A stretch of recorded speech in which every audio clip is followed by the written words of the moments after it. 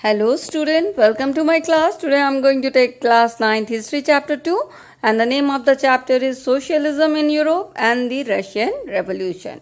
So let's proceed with this chapter. तो इस chapter में आप देखेंगे कि किस तरह से सोशलिज्म एरोज हुआ, किस तरह से सोशलिज्म के आइडिया स्प्रेड हुए वर्ल्ड में और किस तरह से रशियन रेवोल्यूशन हुआ रशिया में। रशियन रेवोल्यूशन एक बहुत ही बड़ा इवेंट माना जाता है वर्ल्ड की हिस्ट्री में। इसने ना केवल अपने रशिया का environment, political social environment change किया, बल्कि इसने इंस्पिरेशन दी दूसरे पार्ट्स ऑफ द वर्ल्ड को भी। कई रेवोल्यूशन आगे चल के दूसरे कंट्रीज में हुए जिन्होंने इंस्पिरेशन लिया था रशियन रेवोल्यूशन से। तो देखते हैं क्या है रशियन रेवोल्यूशन। तो रशियन रेवोल्यूशन वो रेवोल्यूशन है जिसने पहली बार बात करी वर्कर्स के बारे में, लेबर्स के बारे में, फार्मर्स के बारे में। इससे पहले कभी भी किसी ने इनके बारे में, इनके इंटरेस्ट के बारे में नहीं सोचा था। कभी भी कोई लेबर के बारे में, फार्मर्स के बारे में, छोटे छोटे काम करने वालों के हित के बारे में कभी कोई नहीं सोचता था। पर इस रेवोल्यूशन ने इनके लिए सोचा और इनके लिए फाइट की और बहुत बड़े बड़े चेंजेस रशिया में लाए। इन्होंने ना केवल रशिया में चेंजेस लाए बल्कि पूरे दुनिया को ये सोचने में मजबूर कर दिया कि वो अपने अपने लेबर और वर्कर्स एंड फार्मर्स के बारे में सोचे और अपने पॉलिसी जो उन्होंने उन लोगों के लिए बना रखे हैं उसे चेंज करे, मॉडिफाई करे। और अगर वो ऐसा नहीं करेंगे तो हो सकता है जिस तरह से बगावत रशिया में हुई वैसी ही बगावत कहीं भी किसी पार्ट ऑफ द वर्ल्ड में हो सकती है। तो इसी के बारे में है रशियन रेवोल्यूशन कि किस तरह से उनके लेबर, उनके फार्मर्स लोगों ने रेवोल्यूशन किया और अपने लाइफ को चेंज करके दूसरों के लिए इंस्पिरेशन बने। तो चलिए इसको स्टार्ट करते हैं। तो देखिए पहले रशियन रेवोल्यूशन क्या था, कैसे हुआ, उसको समझने के लिए पहले आपको रशिया के बारे में समझना है, क्योंकि किसी भी रेवोल्यूशन को समझने के लिए ये जरूरी होता है कि हम उससे पहले, रेवोल्यूशन से पहले उस जगह के कंडीशन को समझे कि क्या कंडीशन प्रिवेल हो रही थी उस प्लेस में जिसके वजह से रेवोल्यूशन हुआ। तो पहले हम समझेंगे रशिया के कंडीशन के बारे में। तो उस समय रशिया में जार का फैशन था। जार रशिया के किंग को कहा जाता है। ये वहाँ की बिगेस्ट अथॉरिटी थी जो वहाँ पे रूल किया करती थी। तो 1914, 1917 तक उनका रूल चलता रहा। ठीक है, तो 1917 तक उनका रूल चलता रहा, जबकि दुनिया के बहुत सारे पार्ट्स में अब डेमोक्रेटिक गवर्नमेंट आने लग गई थी। वहाँ दूसरी तरफ रशिया में अभी तक जार का ही रूल चल रहा था। और जार का रूल तो चल ही रहा था, साथ में गवर्नमेंट में, वहाँ की जो गवर्नमेंट थी वहाँ पे कोई भी पब्लिक रिप्रेजेंटेटिव नहीं बैठता था और सोसाइटी में बहुत सारे प्रॉब्लम्स एरोज हो रहे थे। तो इन प्रॉब्लम्स का अब लोगों को सॉल्यूशन चाहिए था। तो इन प्रॉब्लम्स का सॉल्यूशन देने के लिए कई ग्रुप सोसाइटी में आए और अपने अपने पॉइंट ऑफ व्यू और अपने अपने तरीके से उसका सॉल्यूशन देने की कोशिश करने लगे। तो इसी समय बहुत सारे ग्रुप आए थे सोसाइटी में, जैसे कि रेडिकल्स, लिबरल और कंजर्वेटिव। तो इस तरह से उस समय का सिचुएशन था रशिया में। रशिया में राजा का रूल था। 1917 आ गई थी तब भी राजा का रूल चल रहा था, जबकि दूसरे पार्ट्स ऑफ द वर्ल्ड में डेमोक्रेटिक गवर्नमेंट आने लग गई थी तब भी वहाँ पे स्ट्रॉन्ग जार का रूल था और वहाँ पे कोई भी पब्लिक रिप्रेजेंटेटिव नहीं बैठता था गवर्नमेंट में जो राजा को पब्लिक की तरफ से एडवाइस कर सके। बहुत सारे प्रॉब्लम थे सोसाइटी में और इनको सॉल्व करने के लिए 3 टाइप्स ऑफ ग्रुप एरोज होते हैं सोसाइटी में। वो थे रेडिकल, लिबरल एंड कंजर्वेटिव, और वो अपने अपने तरीके के सोल्यूशन बताते हैं इन प्रॉब्लम्स को सॉल्व करने के लिए। तो पहले हम देखेंगे कि ये रेडिकल, लिबरल और कंजर्वेटिव जो 3 ग्रुप एरोज हुए थे उस समय सोसाइटी में, 3 तरह की जो फिलॉसफी एरोज हुई थी उस समय सोसाइटी में, वो क्या है। ठीक है, तो हम देखते हैं पहले कि ये लिबरल, रेडिकल्स एंड कंजर्वेटिव कौन थे। तो सबसे पहले हम इसमें देखेंगे लिबरल्स के बारे में। तो लिबरल्स कौन थे? लिबरल वो ग्रुप थे जिनके मेंबर्स बिलीव करते थे कि हर रिलीजन को रिस्पेक्ट करना चाहिए। ये आपके डायनेस्टिक रूल को, किंग के रूल को खत्म नहीं करना चाहते थे, मगर डेफिनेटली उसके पावर को थोड़ा सा लिमिटेड करना चाहते थे, कि उसके पावर को थोड़ा सा कम किया जाए। वो चाहते थे कि इंडिविजुअल को राइट्स मिले। इंडिविजुअल्स राइट्स मतलब अपने जैसे कुछ इक्वालिटी की राइट, लिबर्टी की राइट, इस तरह की राइट इंडिविजुअल को मिले, और वो राइट जो इंडिविजुअल को मिली है उसको प्रोटेक्ट किया जाए। यानी कि उस राइट को, जो इक्वालिटी की राइट उस इंडिविजुअल की है, जो लिबर्टी की राइट उस इंडिविजुअल की है, वो राइट प्रोटेक्टेड होना चाहिए। गवर्नमेंट भी उस राइट को छीन ना सके। साथ ही वो चाहते थे कि एक पार्लियामेंट बने जिसमें पब्लिक के रिप्रेजेंटेटिव बने, जिसमें पब्लिक के रिप्रेजेंटेटिव इलेक्शन के थ्रू आकर के बैठे, और जो राजा को अपनी सलाह दे पब्लिक की तरफ से। और चाहते थे वो कि एक ही लॉ एंड ऑर्डर हो पूरे की पूरी कंट्री के लिए। उन्होंने ये भी कहा कि एक इंडिपेंडेंट और ट्रेंड जुडिशियरी होनी चाहिए, जिसके वर्क में किसी का इंटरफेरेंस नहीं होना चाहिए। उन्होंने कभी भी डेमोक्रेसी सेटअप करने की बात नहीं की, मगर वो पावर को जरूर कम करना चाहते थे। जार को हटाना नहीं चाहते थे, वो जार को रखना चाहते थे, यानी किंग को वो रखना चाहते थे। डेमोक्रेसी सेटअप नहीं करना चाहते थे, मगर डेफिनेटली वो जार के पावर को कम करना चाहते थे। इसके साथ ही उन्होंने यूनिवर्सल एडल्ट फ्रेंचाइजी की बात कभी नहीं की। उन्होंने ये कभी नहीं कहा कि सभी लोगों को वोट देने का मौका मिलना चाहिए। विमेंस को तो बिल्कुल ही नहीं कहा उन्होंने, विमेंस की राइट के बारे में तो बिल्कुल ही बात नहीं की। उन्होंने सारे मैन को भी राइट होना चाहिए वोटिंग करने का, ये भी नहीं कहा। उन्होंने कहा कि केवल जो रिच लोग होते हैं, जिनके पास प्रॉपर्टी है, जो टैक्स पे करते हैं, वही सिर्फ वोट कर सकते हैं। तो इस तरह की सोच थी लिबरल की। लिबरल हालांकि सारे रिलीजन को रिस्पेक्ट करते थे, और वो जार को भी एक्सेप्ट करने को तैयार थे, मगर इनको डेमोक्रेसी नहीं चाहिए थी, मगर लिमिटेड मोनार्की चाहिए थी। और उस मोनार्की को लिमिट करने के लिए वो चाहते थे कि इंडिविजुअल राइट हो, इलेक्टेड पार्लियामेंट हो, इंडिपेंडेंट जुडिशियरी हो। तो इस तरह का वो सिचुएशन चाहते थे अपने रशिया में। तो ये एक स्कूल ऑफ थॉट, ये एक स्कूल ऑफ ग्रुप एरोज हो गया था रशिया में, जिसकी इस तरह की सोच थी। दूसरी तरफ एक और ग्रुप था, और वो था आपका रेडिकल का ग्रुप। तो रेडिकल क्या चाहते थे? रेडिकल बिल्कुल अपोजिट थे, लिबरल के बिल्कुल अपोजिट थे, और उनको वो नेशन चाहिए था जो मेजॉरिटी के द्वारा रूल किया जाए। तो उनको ये चाहिए था कि जो भी कंट्री में मेजॉरिटी है, जिसकी भी मेजॉरिटी बनती है, वही इस कंट्री को रूल करे। इसका मतलब ये हो जाता है कि एक्चुअली ये हर रिलीजन को बराबर का मौका नहीं देना चाहते थे। ये चाहते थे कि जो रिलीजन इस कंट्री में मेजॉरिटी की रिलीजन है, वही रिलीजन के लोग, उसी रिलीजन के ग्रुप के लोग कंट्री को रूल करें। तो जब ये मेजॉरिटी को ही सिर्फ इम्पोर्टेंस देंगे, तो जो माइनॉरिटी रिलीजन होती है ना, वो लेफ्ट आउट हो जाती हैं। ठीक है, तो उनको इम्पोर्टेंस इन्होंने नहीं दिया। इन्होंने कहा कि ठीक है, जिसकी भी मेजॉरिटी हो कंट्री में, सिर्फ उसी को रूल करने का हक होना चाहिए। हाँ, इन्होंने कहा कि वुमेन्स को भी राइट होनी चाहिए वोटिंग करने के लिए, इसलिए इन्होंने वुमेन्स की वोटिंग राइट की भी बात करी। ये नहीं चाहते थे बिल्कुल भी कि जो रिच लोग होते हैं ना, जो एरिस्टोक्रेट्स लोग, या फिर जो चर्च के लोग होते हैं, जो नोबल्स लोग होते हैं, इनको जो प्रिविलेज मिल जाता है बर्थ होते ही अपनी, क्योंकि आप क्लर्जी फैमिली में पैदा हुए हो या फिर आप नोबल फैमिली में पैदा हुए हो, तो आपको बर्थ के साथ ही जो प्रिविलेजेस मिल जाते हैं, जो फायदे मिल जाते हैं, उसके ये बिल्कुल ही अगेंस्ट थे। ये बिल्कुल नहीं चाहते थे कि किसी को बर्थ के बेसिस पे कोई भी प्रिविलेजेस मिले, कोई भी फायदा मिले। ये बल्कि हाँ, ये प्राइवेट प्रॉपर्टी बनाने के अगेंस्ट नहीं थे।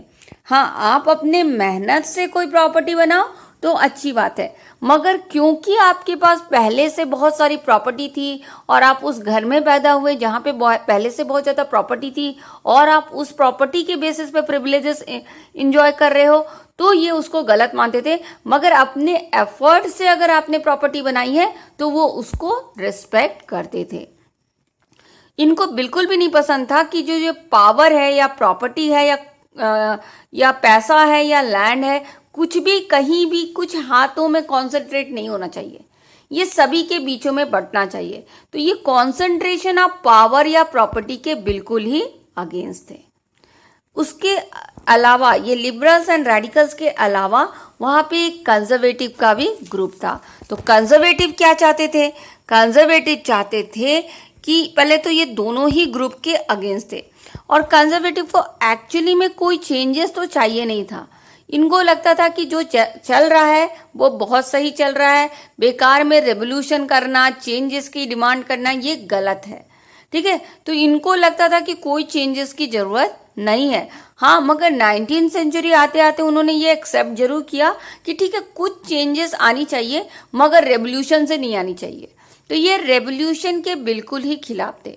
तो ये एक्चुअली ये अपने पास्ट को रिस्पेक्ट करते थे, राजा को रिस्पेक्ट करते थे, और चेंजेस पहले तो इनको चाहिए ही नहीं था, और जब चाहिए भी था तो वो ये सोचते थे कि वो स्लोली आए, धीरे धीरे आए, इसके लिए कोई रेवोल्यूशन करने की ज़रूरत नहीं है।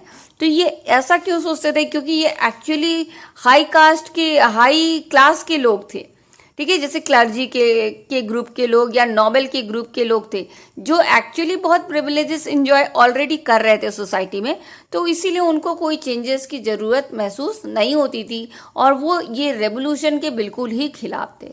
तो इस तरह से 3 टाइप्स ऑफ ग्रुप आपके रशिया की सोसाइटी में आ चुका था, जिसने अपने अलग अलग पॉइंट ऑफ व्यू रखे सोसाइटी के पास और कहा कि इस तरह से सोसाइटी को चलना चाहिए। तो ये 3 तरह के आइडियाज आपके रशिया में आए थे। दरअसल ये तीनों आइडिया एक दूसरे के साथ एकदम एक जैसा ओपिनियन तो नहीं रखते थे, इन तीनों में ही क्लैश था। लिबरल एक तरफ चाहते थे कि हाँ राजा रहे पर लिमिटेड पावर के साथ रहे, कंजर्वेटिव चाहते थे कि राजा तो बिल्कुल ही रहे, और रेडिकल बिल्कुल ही राजा को हटा देना चाहते थे। तो इन 3 तरह की व्यू आई थी रशिया की सोसाइटी में, और ये तीनों ही व्यू आपस में एक दूसरे से क्लैश कर रहे थे।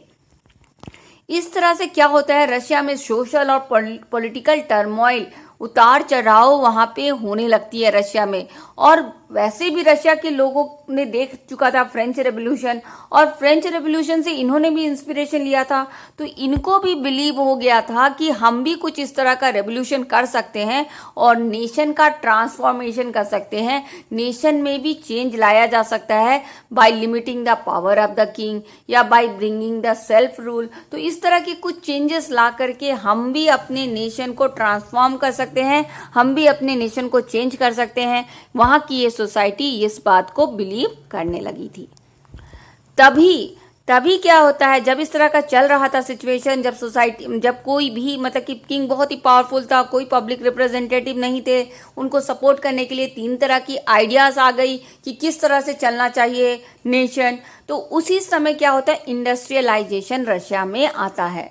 तो जब इंडस्ट्रियलाइजेशन रशिया में आता है तो बहुत सारे इंडस्ट्री आपके रशिया में खुल जाते हैं, बहुत सारे वर्कर्स आ जाते हैं उस इंडस्ट्री में काम करने के लिए। मगर जो वर्कर्स वहाँ पे काम करते थे उनकी जो कंडीशन थी वो काफ़ी खराब थी। उनको बहुत ही लंबे समय तक वर्क करना पड़ता था, और इतने लंबे समय तक वर्क करके भी इनको काफ़ी लो वेजेस मिलते थे, काफ़ी ज़्यादा अनएम्प्लॉयमेंट था सोसाइटी में, बहुतों को तो जॉब भी नहीं मिलता था।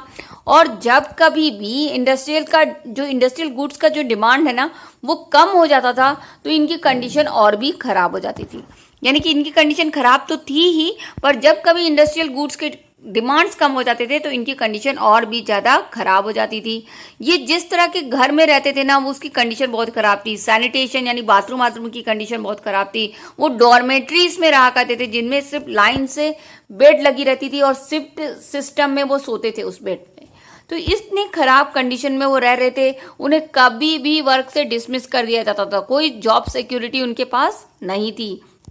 पर फिर भी क्योंकि बहुत ज़्यादा अनएम्प्लॉयमेंट था ना, तो बहुत सारे वर्कर्स सिटीज़ में भाग कर आ गए कि उनको जॉब मिले, मगर उनका कंडीशन वहाँ पे भी सिटी में भी आके इम्प्रूव नहीं हुआ। इनफैक्ट इससे सिटी की पॉपुलेशन बढ़ गई और सिटी में और ज़्यादा प्रॉब्लम्स होने लग गई। तो इन सारे प्रॉब्लम्स को, ये जो इंडस्ट्रियलाइजेशन आने के बाद ये जो लेबर्स इतने प्रॉब्लम्स फेस कर रहे थे, इन प्रॉब्लम्स का इनको सॉल्यूशन चाहिए था, और यही सॉल्यूशन देने का वादा आपके लिबरल और रेडिकल्स ग्रुप कर रहे थे। और लिबरल्स एंड रेडिकल्स ग्रुप इनके सपोर्ट में आवाज उठाते हैं सोसाइटी में, ताकि इनका जो इतना बुरा कंडीशन है उसे ठीक किया जा सके। तो जो सोसाइटी जो इमर्ज हो गई थी इंडस्ट्रियलाइजेशन के बाद, उस सोसाइटी को कहा जाता था कैपिटलिज्म। तो कैपिटलिज्म सोसाइटी कहा जाता था उस सोसाइटी को जहाँ पे इंडस्ट्रीज आ गई थी। तो इंडस्ट्रीज जो थी उसमें क्या था, जो कैपिटलिस्ट था ना, जो मतलब कि जो इंडस्ट्री में इन्वेस्ट करता है उसी का एक्चुअली उसी की डोमिनेशन चलती थी अपने इंडस्ट्री में, उसी को सारा गेन मिलता था। तो ये जो सोसाइटी थी, ये जो इंडस्ट्री के आने के बाद आई थी, उसे कहा जाता था कैपिटलिज्म। तो कैपिटलिज्म सोसाइटी में लेबर और वर्कर्स खुश नहीं थे, उनकी कंडीशन बहुत खराब थी। तो इसको सॉल्व करने के लिए सोशलिज्म का आइडिया सोसाइटी में आता है। ठीक है, तो सोशलिज्म आ जाता है। कैपिटलिज्म क्या होता है, जब कैपिटलिज्म वो सोसाइटी होता है जहाँ पे इंडस्ट्रियलाइजेशन होता है और जो कैपिटलिस्ट होता है जो इन्वेस्ट करता है उस इंडस्ट्री में, उसी को मेजर प्रॉफिट मिलता है और वही सबसे ज़्यादा पावरफुल और रिच बन जाता है और पावर एंड मनी सब उसके हाथ में कॉन्सेंट्रेट होने लगते हैं। इसी को कहा जाता है कैपिटलिज्म। ठीक है, तो क्योंकि कैपिटलिज्म आ गया था आपके यहाँ रशिया की सोसाइटी में और उसके कारण आपके लेबर एंड वर्कर्स की कंडीशन खराब हो गई, उन्हें बहुत प्रॉब्लम होने लगा। तो सोशलिज्म का आइडिया लेकर के कुछ लोग सोसाइटी में आते हैं और प्रॉमिस करते हैं कि हम इस प्रॉब्लम को सॉल्व कर देंगे। तो सोशलिज्म क्या कहता है, सोशलिज्म प्राइवेट प्रॉपर्टी के अगेंस्ट है। कोई भी प्रॉपर्टी प्राइवेट प्रॉपर्टी होनी ही नहीं चाहिए इनके हिसाब से। इनके हिसाब से जो प्राइवेट प्रॉपर्टी होती है ना, उसी से सारे प्रॉब्लम्स होते हैं। प्राइवेट प्रॉपर्टी ही रिस्पॉन्सिबल है सारे प्रॉब्लम्स के लिए। और ये जो बर्थ प्रिविलेजेस मिलता है जो एरिस्टोक्रेट फैमिलीज के लोगों को, जो नोबेल लोगों को, क्लर्जी लोगों को, ये जो बर्थ के कारण प्रिविलेजेस मिलता है, इसके भी ये बिल्कुल खिलाफ थे। इंडिविजुअल एफर्ट्स को रिस्पेक्ट करना चाहिए, इंडिविजुअल एफर्ट्स को वैल्यू देना चाहिए, ये इनकी सोच थी। तो इसी आइडियाज को लेकर के ना रॉबर्ट ओन्स, लुइस ब्लैंक जैसे सोशलिस्ट उनके सोसाइटी में आ गए, रशिया की सोसाइटी में, जिन्होंने कोऑपरेटिव सोसाइटी की बात की। उन्होंने कहा कि एक आदमी को एक कैपिटलिस्ट को पूरा इंडस्ट्री रन नहीं करना चाहिए, उसके पास पूरी पावर नहीं होनी चाहिए, बल्कि कोऑपरेटिव सोसाइटी होनी चाहिए जिसमें ग्रुप ऑफ पीपुल एक साथ मिल करके इंडस्ट्री को रन कर रहे हों। तो इससे जो प्रॉब्लम हो रही है ना इतने सारी, वो सॉल्व हो जाएगी। तो इस तरह के आइडियाज लेके आ जाते हैं कुछ सोशलिस्ट। दूसरी तरफ आपके कार्ल मार्क्स और फ्रेडरिक एंजल्स जैसे लोग भी आ जाते हैं, सोशलिस्ट आ जाते हैं और ये भी सोशलिज्म को सपोर्ट करने लगते हैं। जो कार्ल मार्क्स हैं वो सबसे बड़े सोशलिस्ट थे, इनको फादर ऑफ सोशलिज्म भी कहा जाता है। इन्होंने दास कैपिटल नाम की बुक लिखी थी जिसमें इन्होंने सोशलिज्म के आइडियाज को लिखा था। तो ये क्या करते हैं, ये बहुत ही इंस्पायरिंग होते हैं सब लोगों के लिए, ये बहुत ही इंस्पायर्ड करते हैं लोगों को। ये कहते हैं कि जो ये प्रेजेंट सोसाइटी है ना, जो कैपिटलिस्ट सोसाइटी है ना, जिसमें सिर्फ कैपिटलिस्ट जो है जो इन्वेस्टमेंट करता है फैक्ट्री में, उसी को सारी प्रॉफिट दी जा रही है और वर्कर को के साथ वो कोई भी प्रॉफिट शेयर नहीं करता। ठीक है, ये जो है कैपिटलिस्ट सोसाइटी जिसमें सिर्फ कैपिटलिस्ट को फायदा हो रहा है, सिर्फ इन्वेस्टर को फायदा हो रहा है और ये अपनी प्रॉफिट को बिल्कुल भी वर्कर के साथ शेयर नहीं करता। मगर सच्चाई तो ये है कि ये जो प्रॉफिट कैपिटलिस्ट को आ रहा है, ये प्रॉफिट सिर्फ और सिर्फ वर्कर्स के काम की वजह से आ रहा है। तो वर्कर्स का भी बराबर का हिस्सा है प्रॉफिट में, ये इनका मानना था। तो ये कहते हैं कि एक तो वर्कर के साथ प्रॉफिट शेयर नहीं करते, ऊपर से वर्कर्स की जो इतना लो वेजेस दिया जाता है, इनके राइट को रिस्पेक्ट नहीं किया जाता, ये सब हो रहा है आपकी कैपिटलिस्ट सोसाइटी में। तो ये बिल्कुल ही मतलब कि ये एक्चुअली रेवोल्यूशनरी टाइप्स के सोशलिस्ट थे और इन्होंने बहुत ही रेवोल्यूशनरी आइडियाज लेकर के वो आते हैं कि ये जो कैपिटलिस्ट हैं ये सारा प्रॉफिट रख लेते हैं, ये लेबर्स को कोई प्रॉफिट नहीं देते, लेबर्स का पूरा कंट्रीब्यूशन होता है प्रॉफिट कमाने के लिए, ये लेबर्स के साथ प्रॉफिट शेयर करना चाहिए पर प्रॉफिट शेयर नहीं करते, इनफैक्ट उनको लो वेजेस देते हैं और इनको बुरी कंडीशन में रखते हैं। और इन्होंने कहा जो ये लेबर की कंडीशन है ना, इसको कोई इम्प्रूव नहीं कर सकता है, इसको अगर कोई इम्प्रूव कर सकता है तो ये खुद लेबर ही कर सकते हैं अपने कंडीशन को इम्प्रूव। तो ये एक्चुअली लेबर्स को इंस्पायर करते हैं कि आप लड़ो अपने लिए। ठीक है, तो ये कहते हैं आपकी कंडीशन को कोई इम्प्रूव नहीं कर सकता, अगर आपको अपना कंडीशन इम्प्रूव करना है तो आपको खुद ही अपने कंडीशन को इम्प्रूव करना पड़ेगा और ये कंडीशन तब तक इम्प्रूव नहीं हो सकता जब तक आप कैपिटलिज्म का एंड ना कर दो। तो ये कैपिटलिज्म के बिल्कुल ही खिलाफ थे और कैपिटलिज्म को जड़ से हटाना चाहते थे। तो ये इनको था कि कैपिटलिज्म को एंड करो, एक नया सेटअप इस्टेब्लिश करो सोसाइटी में, और वो नया सेटअप क्या होना चाहिए, सोशलिज्म का होना चाहिए। सोशलिज्म आने चाहिए जहां पर जो वर्कर है ना वो अपने लिए वर्क करेंगे, वो कैपिटलिस्ट के लिए वर्क नहीं करेंगे, वो वर्कर्स अपने खुद के लिए काम करेंगे। तो इस तरह की सोसाइटी का सेटअप करो और कैपिटलिज्म को एंड करो। और ये जो न्यू सेटअप में कैपिटलिज्म जब हट जाएगा तो वर्कर्स को अपने आप फायदा होने लगेगा। और ये जो इनका ये मानना था कि ये जो कहते हैं जो कैपिटलिस्ट की ये इंडस्ट्री मेरी है, ये प्रॉपर्टी मेरी है, इस कॉन्सेप्ट में कार्ल मार्क्स बिलीव नहीं करते थे। उनके हिसाब से कोई भी प्रॉपर्टी प्राइवेट प्रॉपर्टी नहीं होती है, सारी प्रॉपर्टी सोसाइटी की प्रॉपर्टी होती है, और ये प्रॉपर्टी सोसाइटी को कंट्रोल करना चाहिए, सोशली कंट्रोल होना चाहिए हर प्रॉपर्टी। तो ये प्राइवेट प्रॉपर्टी के तो कॉन्सेप्ट को मानते ही नहीं थे और ये कैपिटलिज्म के बिल्कुल ही खिलाफ थे। तो और इनको पूरा कॉन्फिडेंट था कि जिस दिन लेबर और वर्कर्स अपने पावर को पहचानेंगे और खड़े होंगे और लड़ेंगे तो इन सारे कैपिटलिस्ट को वो हटा देंगे और कैपिटलिज्म को एंड कर देंगे और जीत जाएंगे, और कैपिटलिज्म को एंड करके सोशलिज्म को स्टैब्लिश कर देंगे। ठीक है, तो इसके बाद ना ये जो आइडियाज, जो इतने सारे जो रेवोल्यूशनरी आइडियाज लेकर के जो सोशलिस्ट आने लग गए, तो आप देख सकते हो कि जैसे इंडस्ट्रियलाइजेशन हुआ, प्रॉब्लम्स आई, कैपिटलिज्म आया, लेबर्स एंड वर्कर्स ने प्रॉब्लम फेस की, तो कुछ रेवोल्यूशनरी आइडियाज लेकर के सोशलिस्ट आए। उन्होंने कहा कि सोशलिज्म एस्टैब्लिश होगा और कैपिटलिज्म एंड होगा, तभी इनके प्रॉब्लम सॉल्व होंगे वर्कर्स के। तो ये जो आइडिया था ना ये धीरे धीरे स्प्रेड होने लग गया। ठीक है, ये आइडिया जो सोशलिज्म का था स्प्रेड होने लग गया, और एक इंटरनेशनल ऑर्गेनाइजेशन, ना केवल रशिया में स्प्रेड हो रहा है, ये all over the world spread होने लग गया। एक international organisation second international establish हुआ जो सोशलिज्म को हर दूसरी जगहों पर भी स्प्रेड करने लगा। तो बहुत सारे वर्कर्स इससे इंस्पायर्ड होने लगे, क्योंकि कोई वर्कर्स के हक के बारे में बात कर रहा था, कोई लेबर्स के हक के बारे में बात कर रहा है, तो लेबर्स एंड वर्कर उनसे बहुत खुश हो जाते हैं, उनसे इंस्पिरेशन लेने लगते हैं, अपना अपना एसोसिएशन फॉर्म करने लगते हैं। वर्कर्स अपना ग्रुप बनाने लगते हैं, लेबर्स फार्मर्स अपना ग्रुप बनाने लगते हैं। तो इसी तरह से इंग्लैंड, जर्मनी जैसे कंट्रीज में भी वर्कर्स अपना अपना एसोसिएशन फॉर्म करने लगते हैं, ताकि वो अपने हक के लिए मिल करके लड़े और अपने कंडीशन को इम्प्रूव करे। तो ये जो ऑर्गेनाइजेशन स्टैब्लिश हुआ था आपका, जो ये इंटरनेशनल ऑर्गेनाइजेशन जो स्टैब्लिश हुआ है, वो आपको इसने अपने तरफ से कुछ फंड को इकट्ठा किया, और उस फंड से इन वर्कर्स को हेल्प करना और इनको मोबिलाइज करना, इनको इकट्ठा करने वाला काम इन्होंने शुरू कर दिया। तो इनकी डिमांड्स क्या थी, ये जो एसोसिएशन बनने लग गए, जो ये वर्कर्स के जो एसोसिएशन बनने लगे इंस्पायर्ड हो करके, सोशलिस्ट के व्यू से इंस्पायर्ड हो करके जब इनके एसोसिएशन बनने लगे, तो ये कई तरह की चीजें डिमांड करने लगे कि हमारा वर्किंग आवर लेस होना चाहिए, हमें भी राइट टू वोट होना चाहिए, हमारे वेजेस को थोड़ा बढ़ाना चाहिए, तो इस तरह के हमारे कंडीशन को इम्प्रूव करो, इस तरह के कई चीजों का डिमांड वो वर्कर्स एसोसिएशन कैपिटलिज्म के आगे रखने लग गए। तो इसी से इंस्पायर्ड होके, सोशलिज्म से इंस्पायर्ड होके जर्मनी में एक ऑर्गेनाइजेशन बना, वो था सोशल डेमोक्रेटिक पार्टी।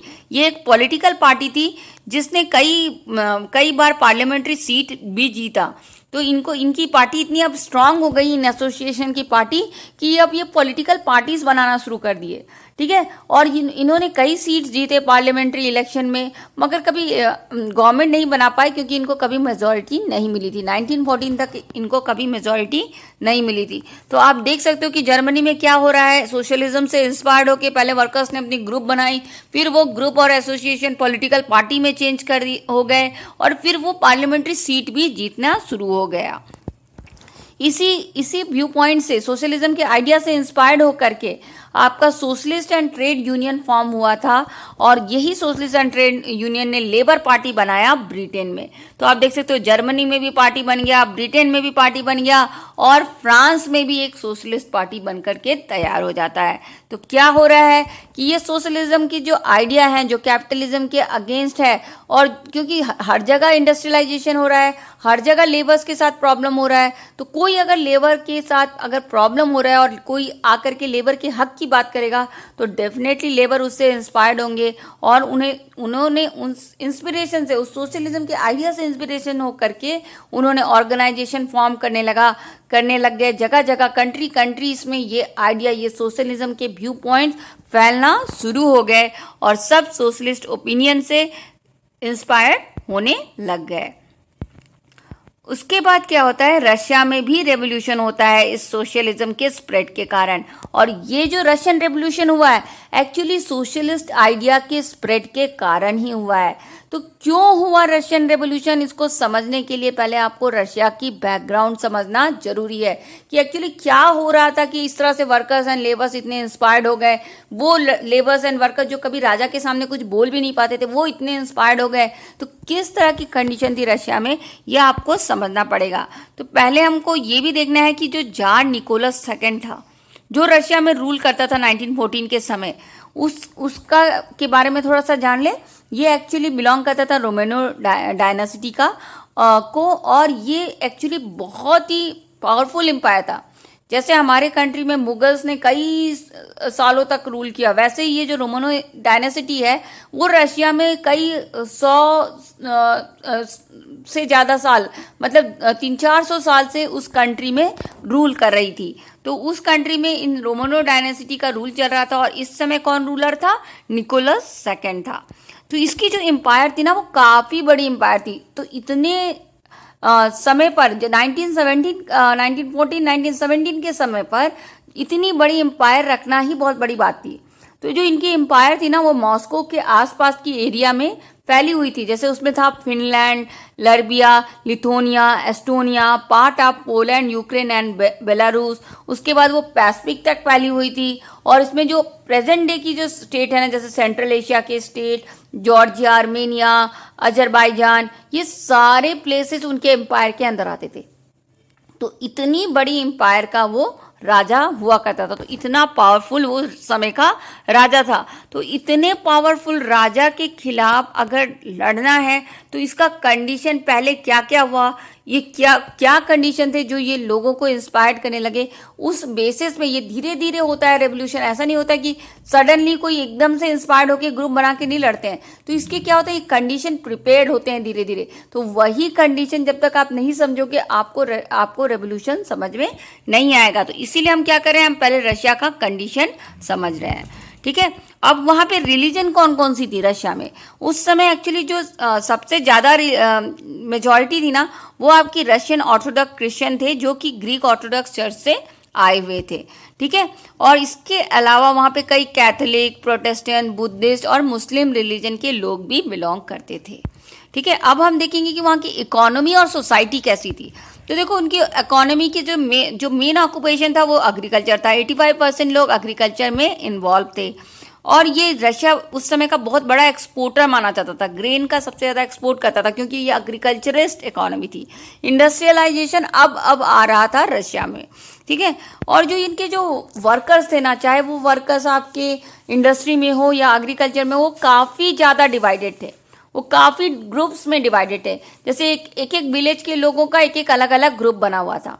तो ये डिवाइडेड वर्कर्स डेफिनेटली थे, मगर जब भी कोई प्रॉब्लम आती थी, स्ट्राइक करना होता था तो सब मिल जाते थे और सब मिल करके स्ट्राइक किया करते थे। ठीक है, और जो यहाँ की जो स्किल के बेसिस पे भी वर्कर का डिवीजन था। जैसे कि अगर इंडस्ट्री में काम कर रहे हैं वर्कर ना, तो वो वर्कर भी आपस में डिवाइडेड थे, फार्मर भी डिवाइडेड थे और वर्कर्स भी डिवाइडेड थे। तो एक मेटल वर्कर्स हुआ करते थे वहाँ पे, जिनको एरिस्टोक्रेट्स ऑफ वर्कर कहा जाता था। एरिस्टोक्रेट्स ऑफ वर्कर मतलब कि वर्करों में इनकी जो हैसियत थी, जो इज्जत, रिस्पेक्ट था, वो थोड़ा ज़्यादा था। तो इनके स्किल के बेसिस पे भी ये डिवीजन थे। इसके अलावा मेटल वर्कर, टेक्सटाइल वर्कर, जैसे कई तरह के ग्रुप्स थे वर्कर्स के बेसिस में भी। वर्कर भी डिवाइडेड है, फार्मर भी डिवाइडेड है।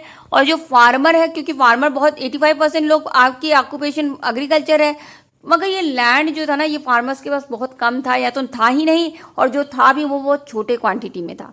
ज़्यादातर जो लैंड था ना रशिया का, वो या तो चर्च के पास था, या क्राउन यानी राजा के पास था, या तो फिर नोबल फैमिली के लोगों के पास था। तो ये जो कॉमन जो एग्रीकल्चरिस्ट थे उनके पास कोई लैंड एक्चुअली था ही नहीं ज़्यादा।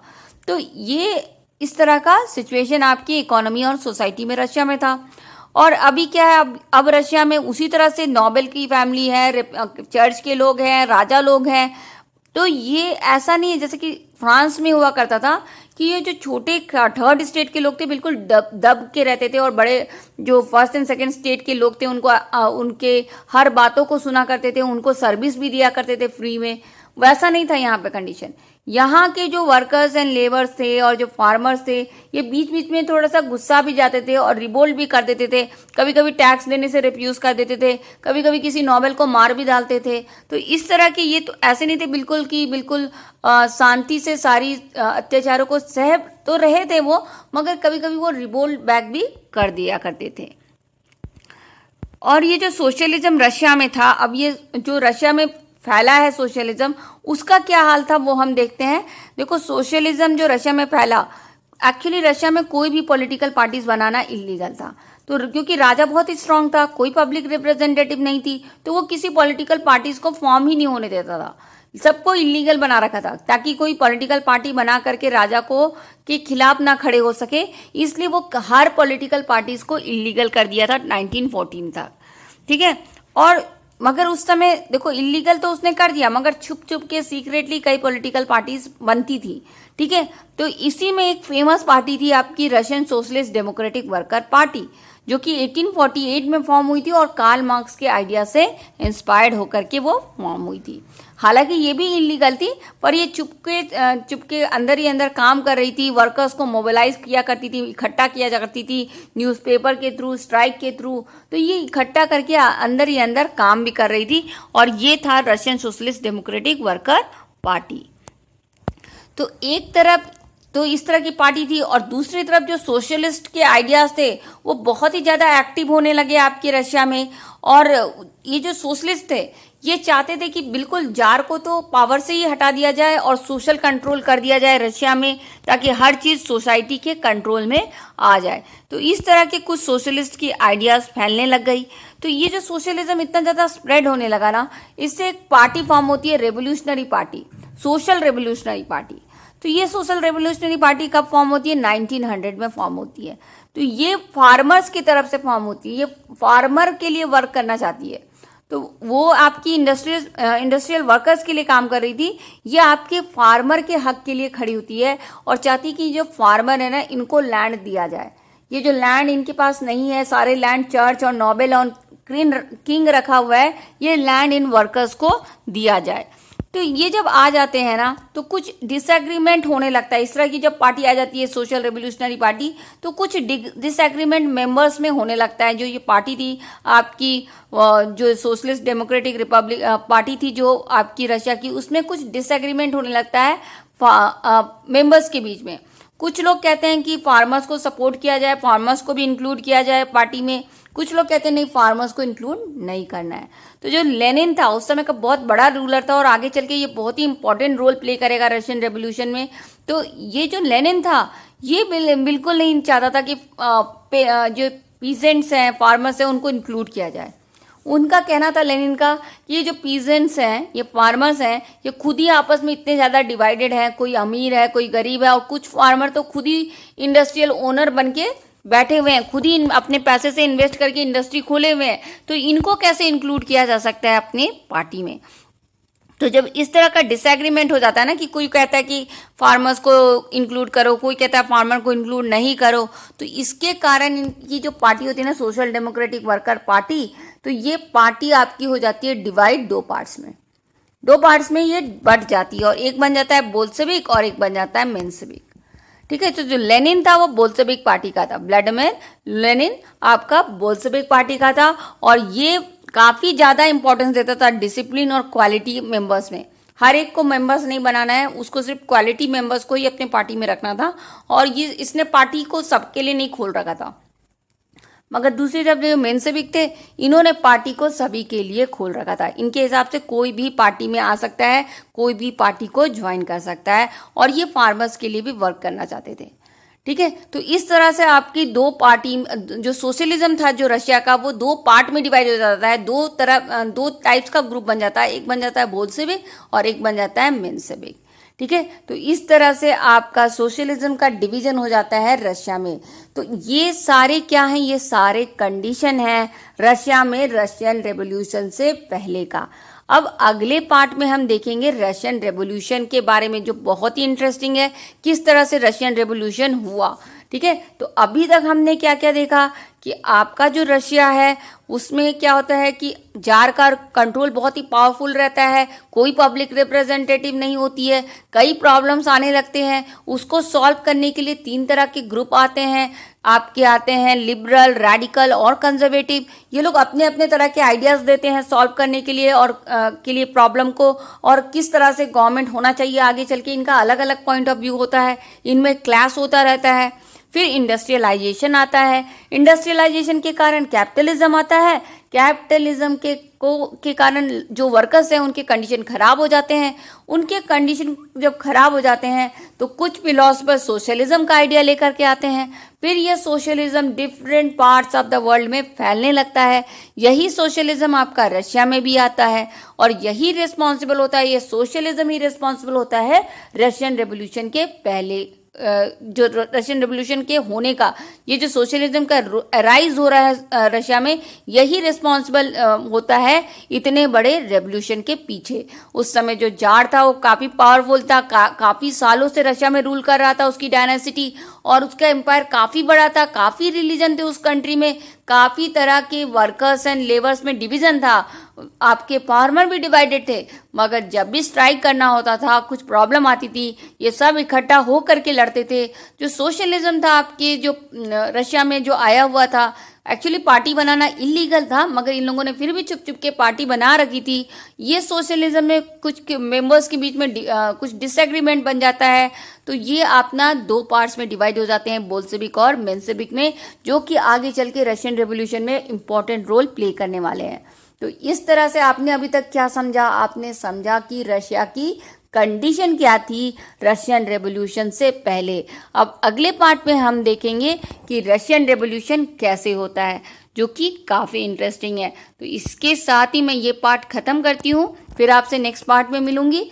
Thank you so much student. Thanks for watching and do like, share and subscribe my channel MP Social View. Thank you and happy learning.